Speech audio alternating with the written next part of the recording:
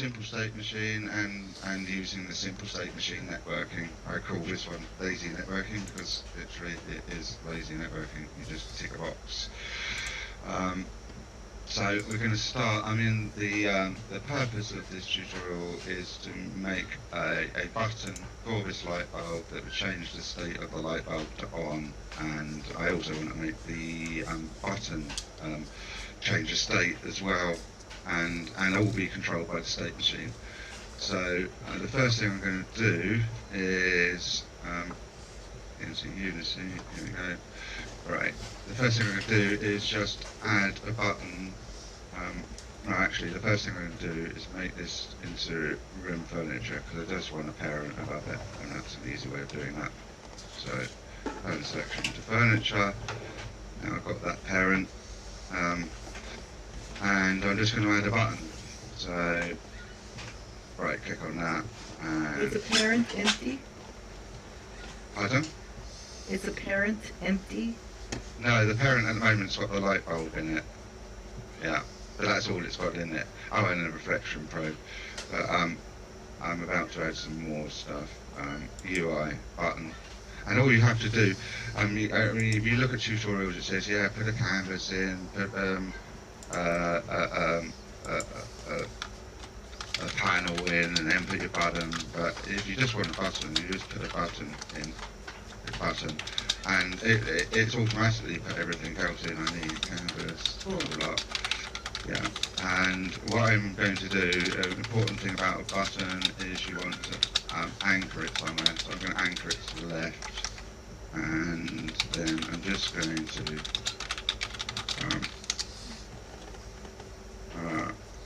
where is it? It's over there. Probably the best way to do this would be to hit play.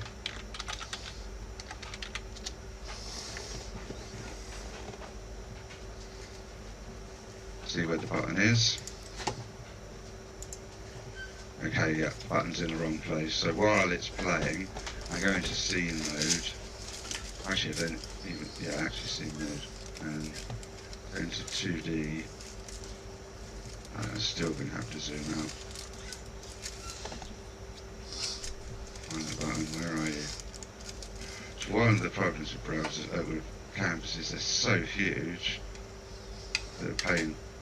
Right, so I click on that and press W, so I've got the cursors and literally move it all the way to the edge there, and then just check in game view. Yeah, that's about right.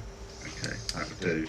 And now, because I'm in game view, as soon as I stop, it's gonna reset all this. So what you do, you come into the rect transform and just click this cog there and copy component. So now when I reset and it puts everything back, I can just go there again and paste component values and it puts it back again. And that's saved now. So that's the button ready. Now all I'm going to do is, next thing I'm going to do is add simple state machine because I need that to be able to put the event in. So add simple state machine, add component, simple and state machine. Now that's in there. Now I can go back to the button and I can add an event and pull the simple state machine in there and then choose simple state machine next state, and that's it. That's all I have to do to the button. Everything else is going to be done with the states. So now we go to the states, and as you see, the network state is not ticked, so I tick that. The state changed event, basically every time a state is changed, you can put something in here, so it will automatically play every time a state's changed. And what I'm going to do is I'm going to put an audio source in here. That's you're putting it in state events? No, I'm putting everything under this light bulb parent, but the state machine is on that parent. But it doesn't really matter because you're telling everything where it is. As you see, that I go down to the state machine now, but I'm actually going to drag the audio source into this event and then I can start controlling that audio source of state machine. And all I'm going to do with this is play one shot, and I've got an audio clip I made earlier, which is a cool robot, female robot voice saying state changed, and I got that in there, and that's that bit done. And then we want to go add two states. I'm sorry. Can you say one more time? You've got the state change event. You've got the audio pulled in there, but I can't quite read what the upper right little string of words says. Audio. Did you say one shot? Oh yeah, audio dot play one shot. Okay. Yeah. I mean, you can actually tell it to just play the audio source or stuff, but I find there's a slight bug that sometimes happens when you enter a region and there's an audio source in it starts playing immediately, even if you haven't told it to play. Yeah. Well, if you do audio source play one shot, it doesn't. But the thing is, it can only play one shot, so it can't loop that audio source, and it will only just play it once. So if it's a looped audio source, you can't really use this technique. But one shot, it will just play. And I've already actually done this. So I'll be demonstrating this in the region afterwards. I've already uploaded the whole thing that I've done today. Right, so anyway, we've added two states, hit return, that gives you the two states. The first state, I want it to be off, and because basically it's going to trigger this state as soon as the scene starts, or as soon as the object's dropped into the region, and this state is going to change the button colour, the text on the button, basically everything. This state is going to set up at first. So I'm not going to be using exit events, I'm just going to be using enter events. I'm going to have 4 of them, I think, in off, and 4 in on as well. So we've got on and off, and 4 in here. Right, and let me have a quick recap where I am. Okay.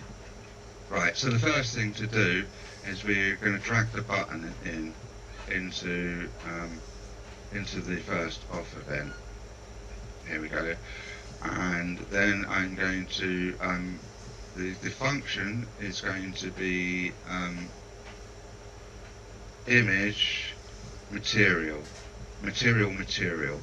Basically, that function, what it's going to do is I've made a material already, and it's called off. And if I drag that into there, all off is red, so it's a red colour, and I drag that into there, and then now when I press play, that button will go red instead of it. I just quickly demo. When I press play now, that button should automatically go red. Oh, and it said state changed as well. So now you see the button went red. Okay, so that's working. Now what we need to do is the text. So what we do is open up the button, and there's a text thing in there, and drag that into the next event, and I believe it's text. So where is that?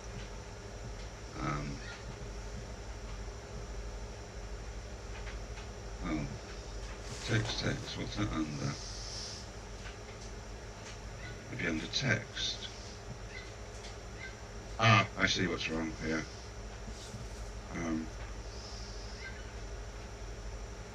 It hasn't actually dragged a text component in there properly. What's going on here? Maybe I dragged the button in. Okay, let's try again.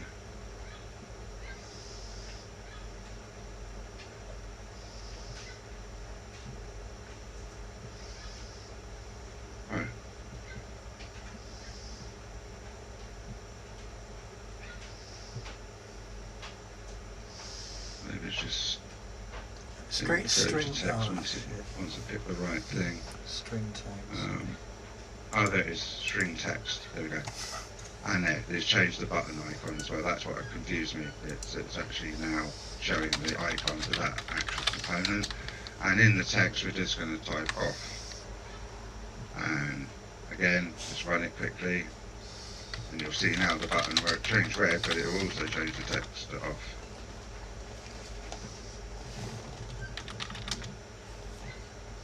There you go, and that's all working. And so the next thing we want to do is we want to make sure the bulb and the light is off. I haven't added the light yet. I'm just going to do that now.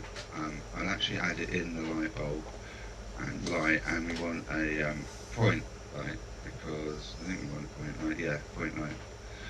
A point light, which is a bit like a spotlight, but it can go in all directions. But it's smaller than the direction of light that's from the sun. You can set range and all sorts of things on it. But I'm not really going to do much with that. I'm just going to leave it as it is, but it's just to show you that I'm actually turning a light on and off as well. So there's two things we need to do. We need to drag in the bulb, which is this bit, into this one, and we need to then go to the mesh renderer and material, and then set that to my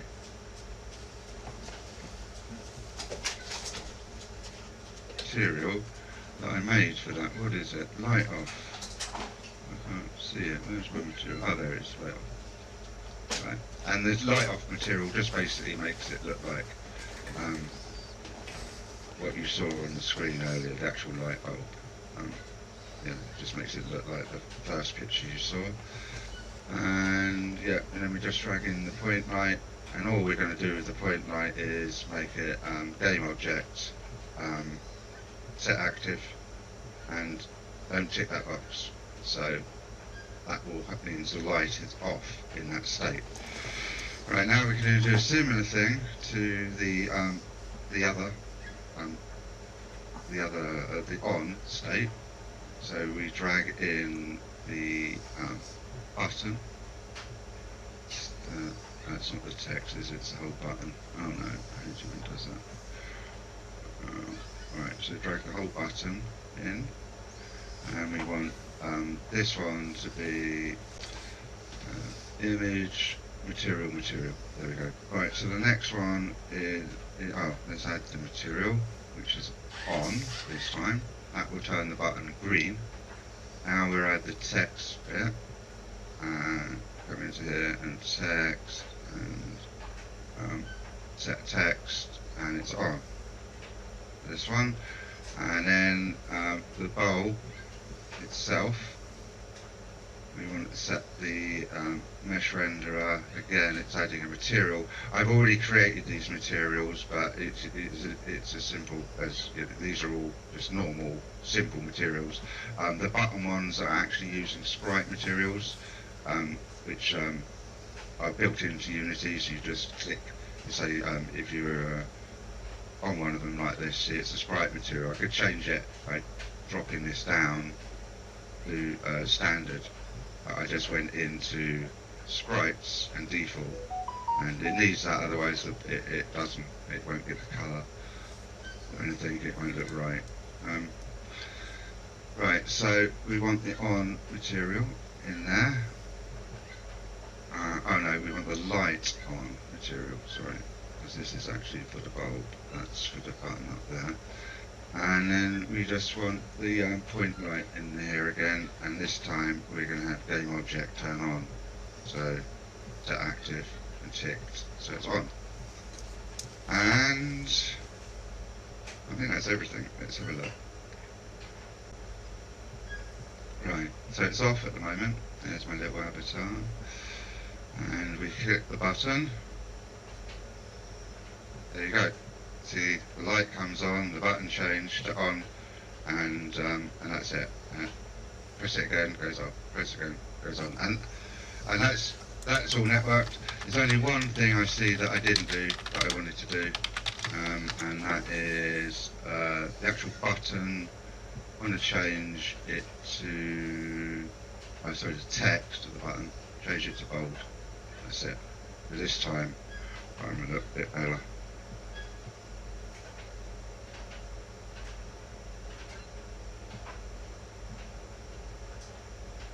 There you go, button looks a bit nice now. And that's it. And to demo it now, here, I'm gonna